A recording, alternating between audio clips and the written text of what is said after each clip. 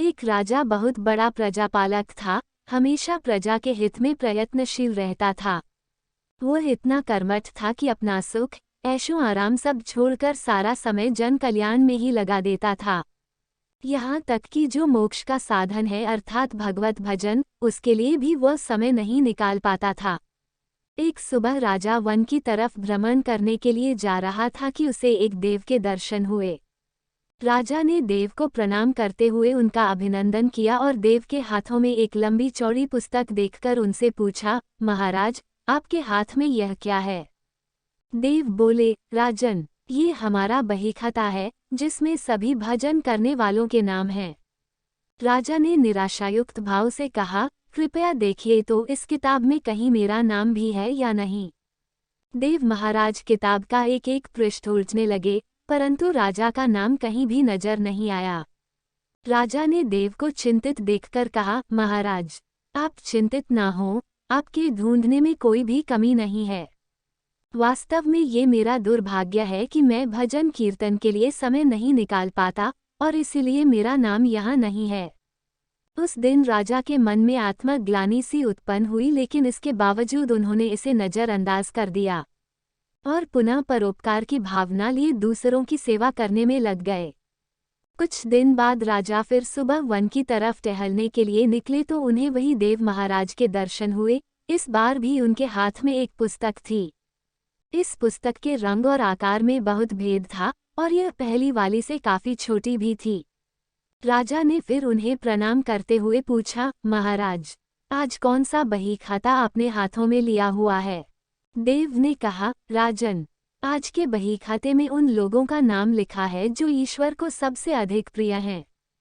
राजा ने कहा, कितने भाग्यशाली होंगे वे लोग, निश्चित ही वे दिन रात भगवत भजन में लीन रहते होंगे। विस्मयादिबोधक चिन्ह, क्या इस पुस्तक में कोई मेरे राज्य का भी नागरिक है? देव महाराज ने बहीखाता खोला और ये क्या, पहले पन्ने पर पहला नाम राजा का ही था। राजा ने आश्चर्यचकित होकर पूछा, महाराज, मेरा नाम इसमें कैसे लिखा हुआ है? मैं तो मंदिर भी कभी कभार ही जाता हूँ।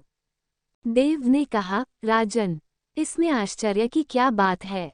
जो लोग निष्काम होकर संसार की सेवा करते हैं, जो लोग संसार के उपकार में अपना जीवन अर्पण करते हैं, जो लोग मुक्ति का लोभ भी त्याग कर प्रभु के निर्बल संतानों की सेवा सहायता में अपना योगदान देते हैं, उन त्यागी महापुरुषों का भजन स्वयं ईश्वर करता है।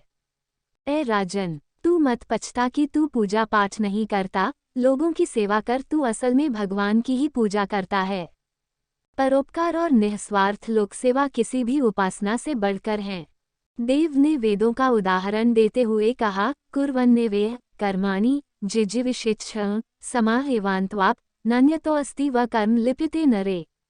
अर्थात कर्म करते हुए 100 वर्ष जीने की इच्छा करो तो कर्मबंधन में लिप्त हो जाओगे। राजन, भगवान दीनदयालु हैं, उन्हें खुशामद नहीं भाती बल्कि आचरण भाता है। सच्ची भक्ति तो यही है कि परोपकार करो, दीन दुखियों का हित साधन करो। अनाथ, विधवा, किसान व निर्धन आज अत्याचारियों से सताए जाते हैं, इनकी यथाशक्ति सहायता और सेवा करो, और यही परम भक्ति है। राजा को आज देव के माध्यम से बहुत बड़ा ज्ञान मिल चुका था और अब राजा भी समझ गया कि परोपकार से बड़ा कुछ भी नहीं, और जो परोपकार करते हैं वही भगवान के सबसे प्रिय होते हैं। मित्रों, जो व्यक्ति निस्वार्थ भाव से लोगों की सेवा करने के लिए आगे आते हैं, परमात्मा हर समय उनके कल्याण के लिए यत्न करता है। हमारे पूर्वजों ने कहा भी है, परोपकाराय पुण्याय भवति, अर्थात दूसरों के लिए जीना, दूसरों की सेवा को ही पूजा समझकर कर्म करना, परोपकार के लिए अपने जीवन को सार्थक बनाना ही सबसे बड़ा पुण्य है। और जब आप भी ऐसा करेंगे तो स्वतः ही आप वही ईश्वर के प्रिय भक्तों में शामिल हो जाएंगे। इस कहानी से आपको क्या सीख मिली है कमेंट में जरूर बताएं, और कहानी आपको पसंद आई है तो लाइक करें, दोस्तों में शेयर करें। वीडियो को पूरा देखने के लिए आपका धन्यवाद। स्टोरी जोन चैनल को सब्सक्राइब करें ऐसे ही और कहानी सुनने के लिए।